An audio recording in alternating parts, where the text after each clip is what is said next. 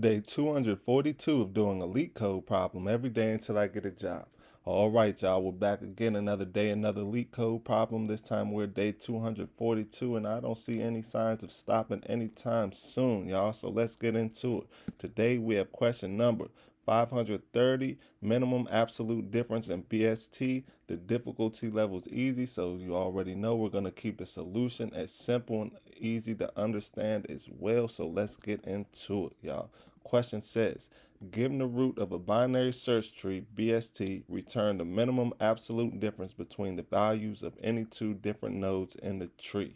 So let's break that down by looking at example one. In example one, we have the input root equals a binary search tree 4, 2, 6, 1, and 3. The output is 1. So let's figure out how they got that output. Now, the key thing we want to remember is we want the absolute difference, the minimum absolute difference, right? And that's important because the absolute difference is whatever is however many units away we are from zero, whether it's negative or positive, the absolute is going to be positive and either way, right? So, for example, if we do 4 minus 6, that'll give us negative 2, but the absolute difference is still going to be 2. Same thing over here. If we do 2 minus 3, that'll give us negative 1. However, the absolute difference will still be 1, and 1 is still smaller than 2. Whereas this, you might say 4 minus 6, that's negative 2. That's smaller than 2 minus 3, which is negative 1, right? Because negative 2 is smaller than negative 1. However, since we want the absolute difference, this would be the correct output because the absolute difference would make this 1 and this would make this 2, right? So that's important to keep in mind as we're traversing through this or solving this problem, right? Another thing we want to keep in mind is how are we going to traverse through this, right? So a binary search tree, we know that everything to the left is going to be smaller and everything to the right is going to be greater, right? So that means if we do an in order traversal, then we know we're going to go from left to right, then we're going to do the root. First, we're going to traverse the left subtree, then we're going to do the root, then we're going to traverse the right subtree, right? And that, by doing an in order traversal on a binary search tree, that will align all the nodes up in order, right? Hence the name in order traversal. Because what will happen is first we'll do the left subtree, right? So we'll start at this 1, right? And if we were doing it, let's just write it out so you can see how it looked. First we would traverse this 1 because it's the farthest to the left. So we would start from the 1 because remember we in order traversal, we traverse the left subtree first. So we do start with this 1, boom. So we put a 1, excuse me, the 1 would be over here. We put a 1 right here, boom. Then we come up here, do the root or the root of this subtree anyway, do the 2, boom. Then we do the right side of this subtree, which would be a 3. And since the way that the binary search trees are set up, as you can see, we're already putting the numbers in order, right? It goes 1, 2, 3, right? Which is correct in order. Then after we do this 3, which is the last node of this subtree right here, then we do the root. And as you can see, the root is 4, right? So then we keep going. It's still in order. Boom, we put the 4 right here. Then we do the right subtree. And right subtree, only thing over there is 6, so it'd be a 6. But as you can see, all of these are traversed. All of the nodes, the values of the nodes end up being in order after the traversal. So that's important to understand as well as we get into the solution, y'all. So now that let's look at example 2. Example 2, it has a little bit bigger numbers, but we could figure it out. The output is still 1, so let's go through it so we can see why. So in the input root, we have the binary search tree 1, 0, 48, null, null, 12, and 49. Output is still still 1 because we could subtract 0 from 1. That's going to give us 1. We could subtract 48 from 49. That'll give us 1. Or 49 from 48, that'll give us negative 1, which the absolute value is still 1, which is why the output is 1. There are plenty of different ways we could get 1, but at the end of the day, the minimum absolute value that we can achieve from this binary search tree is still 1. So yeah, just keep in mind we're dealing with absolute values, just not the exact value, whatever that may be. So any negative, we're still going to have to turn into a positive because that's how far it is away from 0. So before we get into the solution, y'all, now that we understand the question, if you need any new Apple AirPods, go ahead and check that link out in the description. And then after you do that, go ahead and like, comment, and subscribe. Now let's get into the solution, y'all, the fun part, the part we all know and love. So the first thing we are going to do, right, we need to declare a variable that's going to track the minimum difference that we found so far, right? And we're going to do, when we do this, we are just going to say var difference equals int dot max.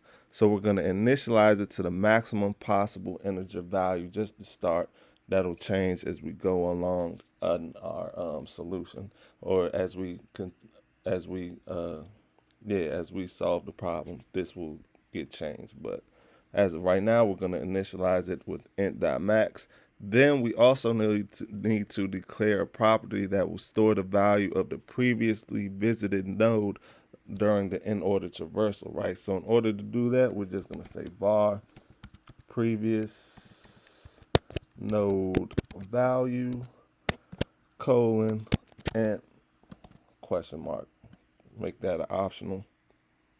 Now let's get into it. First thing we need to do though, excuse me, y'all, this should be outside of the function. Boom, this should be outside because we need to create a helper function that's going to need to use these variables as well. So first thing we're going to do is we are going to create that helper function, and we are going to call that helper function, we're going to say func, and we'll call it in order traversal, where you guessed it, this is where we're going to do our in order traversal. So we're going to say in order traversal, open up the parentheses, underscore node colon tree node, boom, just like that, question mark. Come outside of that, open up the brackets, and now let's get into it. So first thing we need to do, we need to create a base case, and just in case the current node is nil, then we could return or end the recursion, right? So to do that, we're just going to say guard let current node equal node, else open up the brackets, we're just going to return. Boom. So once again, that's going to help us when we to know if we need to just end the recursion, or if we run to if we say we come over here and there's a null, right? Say on the left subtree we run into a null, we know we can stop the recursion, right? So boom. Then we're going to come down here, we're going to say in order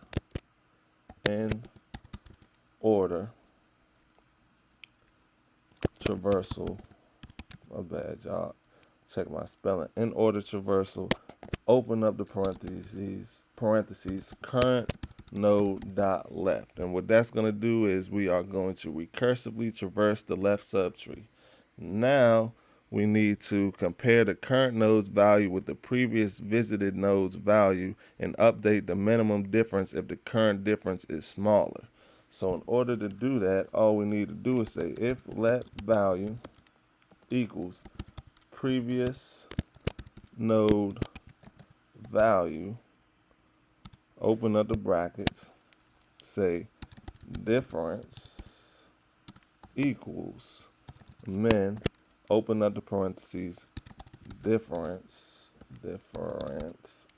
comma, ABS, because that's the ABS is going to get it the absolute value just in case it becomes a negative value.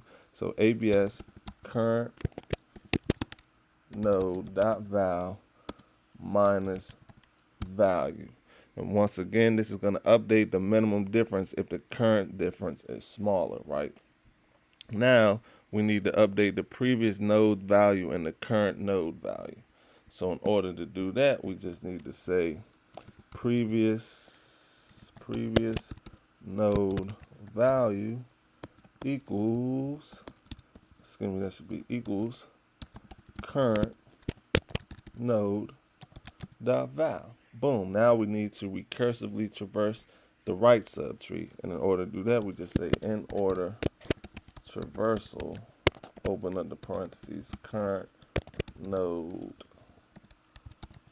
All right, just like that. Now, we're almost done, but not done yet. Now we just need to implement this new function, helper function, in the original function. So we need to perform an in-order traversal to process the tree nodes in sorted order. So to do that, we just need to call the in-order traversal function that we just created, in-order traversal, and we're going to pass in the root. Boom, just like that. Then we just need to return the smallest difference found. So we could just say return difference, just like so.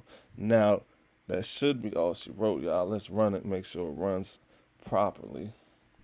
Let's see, and it's accepted, y'all, so let's submit it, make sure it stays accepted. Let's see, fingers crossed.